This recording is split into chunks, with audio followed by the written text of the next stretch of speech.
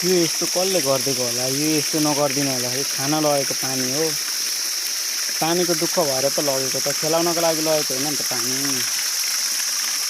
कस्तो कर्तुत हो पनि होइन, उहाँदेखि त्यत्रो दुःख दिनुभयो,